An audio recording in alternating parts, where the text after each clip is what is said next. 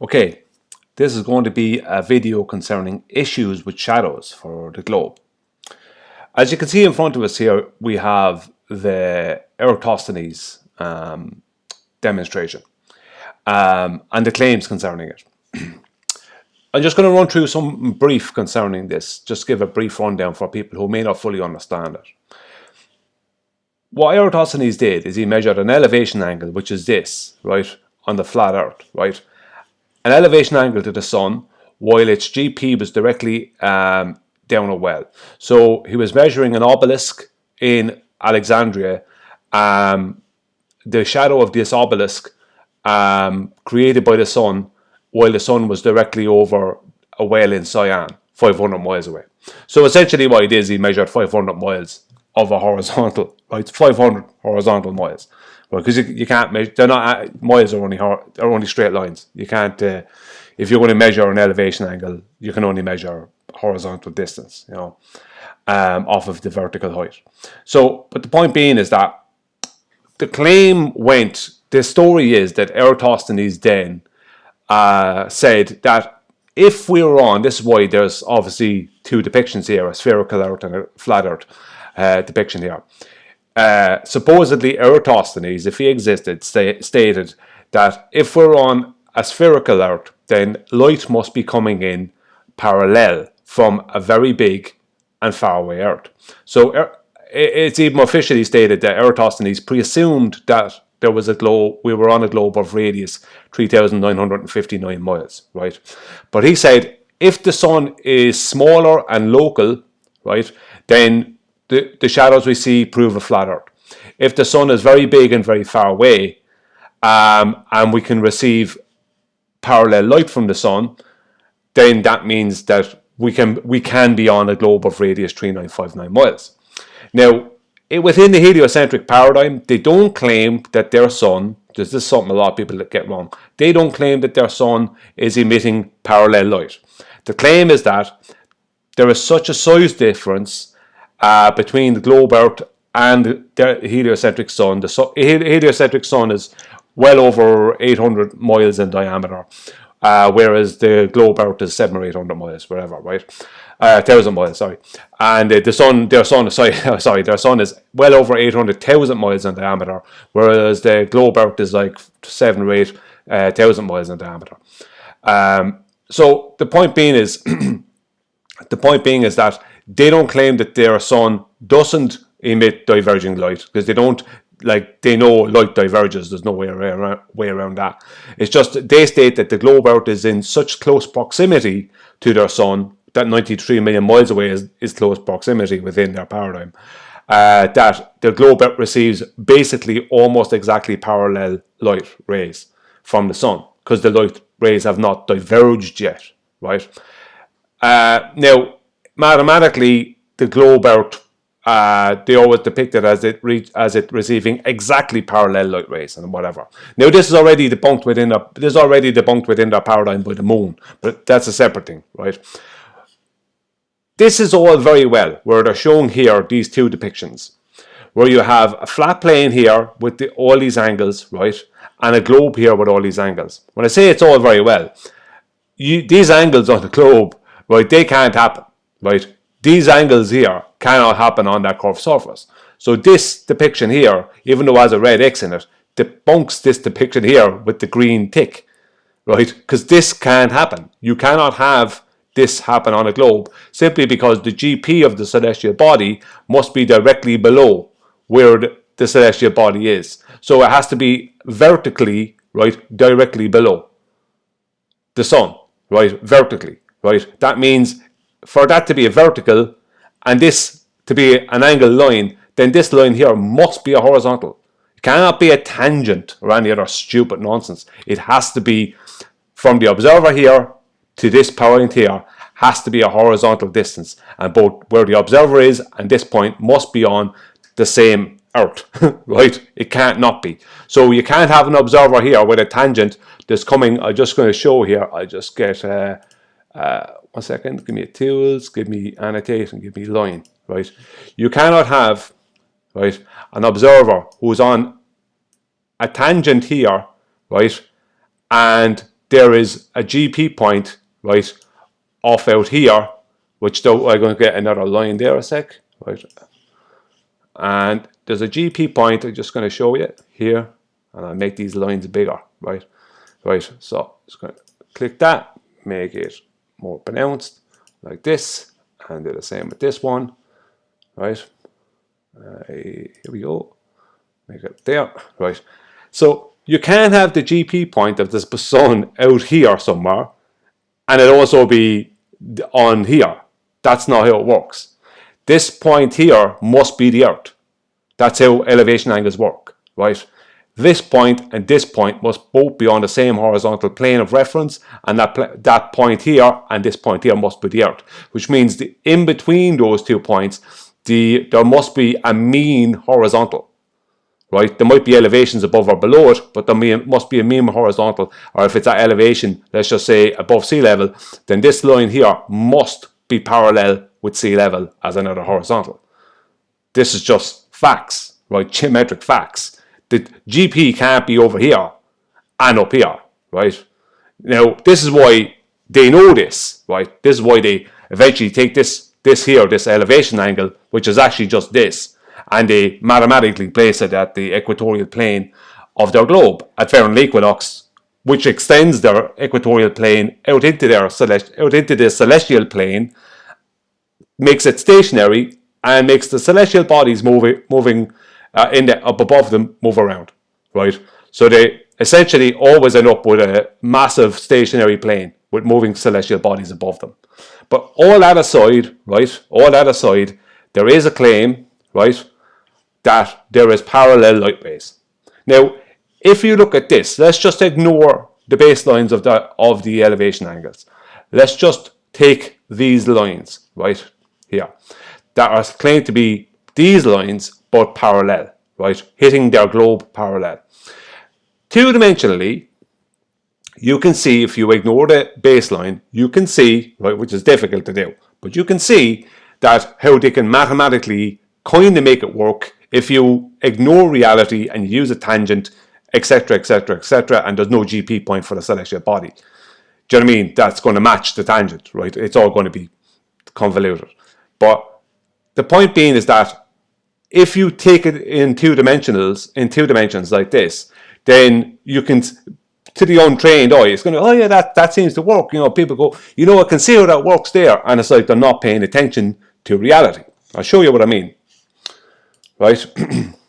If I come down to the first image, so here is an image taken from Dave McKeegan's original 360-degree time lapse, and you have, I use this one kind of randomly, but it was good because there's no people in it, and there is objects with shadows, right? Now you can see all the different shadows going on here, and there is, right, what appears to be the sun or whatever, right? If I come down to the next image, now there's all the different directions of the shadows, right? So you have this one here from the chair, this one from the bin, this one here from this tripod, this one from this tripod, these ones from the legs of the table, and this one here from this tripod. And they're all going kind of in slightly different directions. Like this one here, when you follow its line, I used purely the line of the shadows, it goes off over here, whereas this one here goes off up here. So they're all going different ways. Of course, this one here is going that way, and etc. Right? So they're all going in different directions, right? So is that a problem? It depends, right? Is it a problem for what scenario, right? I'll show you what I mean. If you're on a globe Earth, if we were on a globe Earth, right? This is going to be the globe up here, this little blue spot here, and this orange line here, right, is the diameter of their sun, right? Here is the globe, right? Here is the diameter of their sun, more or less, right? If you took a slice out of their sun, that would be the diameter of it, right? Now, they claim that they receive parallel light rays because they're in proximity to their sun, they're very close within their paradigm, right? And the actual diameter of the the diameter of the globe Earth is 126. Is only sorry, the diameter of their sun, I think, is 126 times the diameter of their globe, right? Or just barely 126, 125.7 something, right? Let's say 126, right? So they're receiving these parallel light rays, right? Because it doesn't matter how close I have it to this sun diameter here, that doesn't mean anything, because these light rays are still claimed to be basically almost exactly parallel 93 million miles away. So within their paradigm, these lines are 93 million miles, right? They're stretching 93 million miles within their paradigm. But the problem with that is this. That will give you, in 2 dimensions, different shadow lengths. Yes, no one would disagree with that, right? But this is the problem. All these lines here, these orange lines, they would be, right, they would be the sun. Because every line here, now, just before I go on, I must point out something. I'm using the term rays, right, and light. I might use the term ray here or there. There is no rays of light. They don't exist. The term light ray is only something mathematical, and it's used within, within gaming and different things like that. It's purely mathematical. Light is not a ray. Light is not a wave. It's proven to have, by all accounts, particle-like behavior, right? See the quantum eraser experiment. See any demonstration or experiment involving the double slit. Also, what's the name of it? Einstein got a Nobel Prize for the photoelectric effect. Things like that. So that shows light is not a ray or a wave, right? The wave thing comes from the collapse of the wave function. It's purely mathematical. It's nothing but mathematical. It's not the actual the behavior of light itself. So light does not behave as a ray or a wave, right? All that said, I'm going to use this because within their paradigm, light, they're always talking about parallel light rays, right? When we see sun rays, what we're actually seeing is the sunlight here, this is breaking through air and cloud and different things like that. So that's just how we see it, right? These, what we call rays, but like, they're not actual rays. They're not like one solid thing of light, if you understand what I mean, right? That's not how, this is just a way of describing it, right? Like all mathematical things. So if you have parallel light rays, my point being, right, is in 2 dimensions, it works fine. But in 3 dimensions, if you try and match it with reality, it doesn't. Because all of these shadows, right, they can be at different lengths, but every shadow would have, right, because you're dealing with a diameter that's so much huger than the diameter of the globe Earth, then that would mean that you're dealing, and with this parallel light, you're dealing with a situation where the shadows, let's just say, I'm just going to get this here, make it a different color, make it orange, and make it a bit thicker, right? So the shadows, I'm just going to go to this one, right? This shadow can be here, and as the globe would turn, let's just say it can turn like that, but so do all the rest of them must turn like that, right? They all must go, right, simultaneously. Now we do see that type of thing happening in nature, where all the shadows turn and whatever. But the problem is that all shadows must all be parallel at all times with each other, and they must all go together in the same way, right? They have to do that, right? So all of these lines here are how the shadows are the sun rays. So all the shadows here would have to match these lines in the same direction, because you're dealing with a monstrous diameter, right? This blue line here, I'm just going to get another arrow, right? This blue line here, this can't happen, right?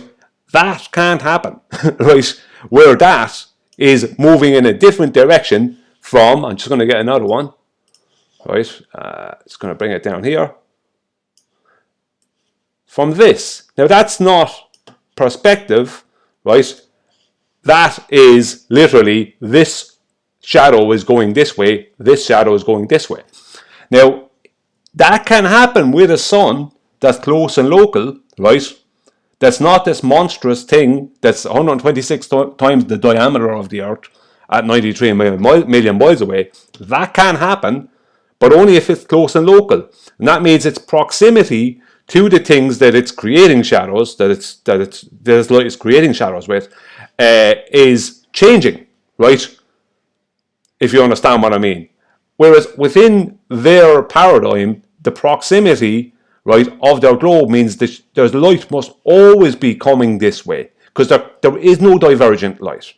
So that means the shadows cannot do this, right? They can't be off in this direction, right, and off in this direction, right? They can't be doing that, because that could only happen with a closer and more local light source, where its proximity in relation to these objects, right, is causing these kind of things to happen, right? Now I'm going to show you some examples, right, in a minute, right? The point I'm making is, because of the diameter difference, there is the claim of parallel light rays. Yeah, shadow lengths will change, but the actual shadows themselves would not. The shadow directions would not. You cannot have two opposing shadow directions. These shadows are diverging. Whereas with a close and local light source, you can have parallel shadows, right, under certain circumstances, but you can also have diverging shadows. But with it, as I said, with the globe paradigm, you can only have parallel shadows of different lengths, but they have to be parallel at all times, because the light source is so much huger than the globe. So the length would change because of rotation, but what wouldn't change is the direction and basically the parallelness of the shadows. So I'm going to point out a few things here, right? Now, a lot of these are kind of like Dreamtime and other types, these kind of stock photos or whatever, but it doesn't matter, I'll use them. As you can see, these shadows here, right? These shadows, it's not just perspective, they are partially diverging, right? Now on a globe, that can't happen. That can only happen if the light source is close, smaller and local, where the light source is creating a divergence because it's changed its proximity in relation to these trees, basically, right? Their position on Earth. It wouldn't matter if we were on a globe, these lengths would change, but within that paradigm and what they're trying to claim, the shadows would have to be exactly parallel. Now, that's a problem, right? Now we go to this, same again. Shadows, right, are diverging. Some of them may be a bit more parallel, because some of them are a little bit more parallel than others, but the point is they are diverging. Like this shadow here and this shadow here from these two trees is diverging. There's no point. Now, I can understand there is a certain amount of perspective at play, but there is still divergence happening here. Right, now we move on. Here we have again, there is going to be a certain amount of perspective happening, but there is still massive divergence going on, because it's the proximity of the sun at that time in relation to those trees and that position on Earth. Right, now, as I said, on a globe, see, we're dealing with a sun that is smaller and local. We don't know what size it is. Couldn't tell you what size it actually is. Its actual size, only its angular size. We only have an angular size. We don't know an actual size to the sun. Don't know how it does what it does or what it is. I just know that this is an effect we get from the light it gives us. Now, if that sun was 126 times, if we were on a globe and that sun was 126 times its diameter, then we can have different shadow lengths here, but they have to be all in the same direction. They can't be in some other direction. They can't be diverging. That can't happen, right? That can happen in reality, but it can't happen within that paradigm. Here you have parallel shadows, right? And now people, I often got given these kind of images from our opposition. No, it's a bit dry. And they say, here, look, that proves parallel light. No, you don't understand. This is a row of trees that are all planted along the same road or whatever, or along the same boundary between two fields or two pieces of land. So they are in a line, and at that moment, in relation to where the sun is in proximity to them, they are showing parallel shadows, right? This is true. I'm not saying they're not, right? But the whole point of Eratosthenes was that Eratosthenes was using a two-dimensional situation to try and explain away the shadows we see in reality, because the measurement that he did, right, was a flat plane measurement. So that's why they have to make or supposedly he made the caveat that, well, if the sun is small and local, then the earth is flat, right? That's right. But if it's very big and far away, then it can be, we could be on a globe of radius 3959 miles, blah, blah, blah. But the shadows we see in reality don't match that. They only match a sun that's close and local that's over a flat plane. They do not match a globe, because they do not match a monstrous sun that's 126 times the diameter of that globe. They just don't do that. This can totally happen with this. This happens in reality due to all the trees and whatever, or poles or whatever, all being in alignment, right, with each other, all being along the same line, and also it's the proximity of the sun, because depending on the proximity of the sun and the time of year, obviously, of the time of day, and time of year, these shadows can start diverging. So you can see this. If you take this photo at a different time, you could see divergence in these shadows because of the proximity of the sun in relation to the trees. Here we have again the same thing, all along more or less a straight line here along the road, where you can see basically they're very parallel, not exactly parallel. There is a certain amount because these ones here are all more aligned, and these ones here are slightly back. So this one is actually slightly diverging from that one. Right, and these two here are slightly divergent. So you can see this tree here is slightly diverged from here. But you could say, like without too much argument, you could go a lot, and you have a fence line here doing the same thing. As you can see, the fence here is the poles of the fence here are showing a certain amount of parallelness, right? So you could, without too much argument, without being too anal about it or too pedantic, go, yeah, fair enough, you could say that's parallel. Right, here you have a situation where it's similar, where you have these let's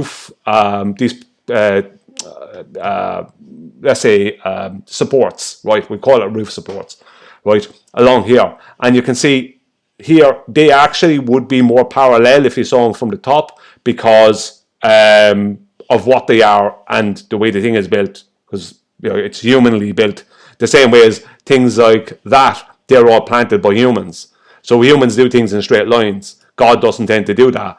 God makes things more interesting. But humans do things in straight lines.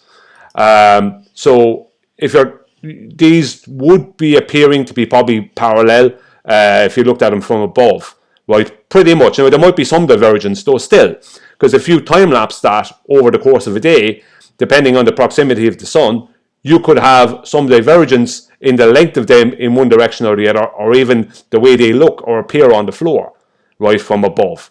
But generally, they would, because of the way they are, they're all at the same line, they will generally be mostly parallel. But here you have a situation where you have a man-built structure again, but because of the proximity of the sun, here you have in the background, it's obviously not up in the sky, it's obviously down here, probably behind this big tree, behind this pole as well. You have diverging, this is not just perspective, this is literally a divergence of these. Sometimes it's a perspective issue, but this is literally a divergence of these shadows, right?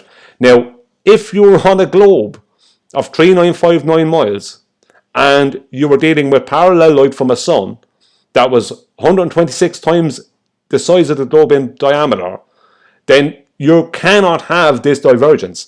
These shadows could be different lengths, but they all have to be going in the same direction and be parallel with each other. They have to be parallel. They couldn't be anything but parallel at all times. They can move around depending on the globe rotation, but they have to be parallel. They cannot be diverging. That can only happen within a situation where there is a more close and local light source. Here, same again, this is obvious. There is a certain amount of perspective, but this is obviously divergence going on here because we have a low sun in the sky. And people could say, but there's a low sun in the sky. Yeah, but it wouldn't matter if we're on a globe with this monstrous 126 times the diameter of that globe situation. Sun situation. That's the problem. This can only happen with a close and local sun. So Eratosthenes was correct. It is a flat plane. Here we have shadows again, same kind of thing, but they are definitely diverging because there's a low in the sky sun. So you have a definite divergence. This is not just perspective because there's not enough distance here. You can see this one here is definitely diverging from this one. There is, and this one and this one. It's not just perspective. There is a divergence in the shadows. Here we have a photograph here taken by who is it? I better show it. This Franklin B. Bliss or E. Bliss. This is blissphotographics.com. A lot of good photos on there. But this here shows shadows. It's in the snow, I think. You have a shadow of the tree here, and these shadows are going off over here. I mean, there's no way around it. These can't happen. If we lived on a globe with a radius of 3,959 miles, and we were dealing with a sun that had a diameter of 126 times the diameter of that globe, all these shadows, right, all must be parallel, right, and they all must be going in the same direction. There can be no divergence. That can't happen, right? You can't have divergence under those situations. Everything must move more or less in the same direction. Now, here I've done a little scale of it. So here is the sun, and I'm going to just zoom in, right, in comparison to the globe Earth. Now, I know people say, there's no point in people saying to me, oh, it's not the scale, the globe is really close. It doesn't matter. It's claimed that the globe is receiving parallel light rays from this sun. That's the point. Which means that these are parallel, which means the globe Earth is receiving them. So it doesn't need to be 93 million miles away to the right of the screen. It can be right that close because it's still going to be receiving parallel light rays there as it is 93 million miles away. So for anyone who wants to be pedantic and stupid about it. So if this globe is receiving these light rays, right, so no matter what direction, so it's turning, let's just say it's turning, this is its west, turning around the east, right, west around the east, it doesn't matter, the lengths of the shadows will change, right, and two-dimensionally you can make a diagram where it shows the shadow lengths can match the shadow on a globe, can match the shadow lengths along a flat plane in that scenario, but, right, not only do you not have the elevation angle, right, measurements, you can't have those on a globe, but not only do you not have that issue, but three-dimensionally, this is two-dimensionally, three-dimensionally, you're not going to have a situation where you'll have divergent shadows, right? You can't. All the shadows have to be parallel because there's no divergent light hitting the globe from the sun. All the light is, like when I say it's not diverging, in the paradigm it is diverging, but it's not after diverging by the time it hits the globe Earth. So the light that's hitting the globe Earth, as I said, it might seem like it's very close to their sun here in the depiction, but it doesn't matter because this is the claim, this is the exact type of light rays that's claimed to be hitting this globe Earth 93 million miles away, which means that all the shadows must always be parallel. They cannot diverge when the sun is going down low in the sky, which means it's moving away, changing its proximity in relation to the trees or whatever. It cannot, those shadows will not and cannot diverge because the sun, right, the sun is 126 times the diameter of the globe you think you're on. The shadows must be parallel at all times. No ifs, buts, or maybes. There is no other way for this to work within their paradigm.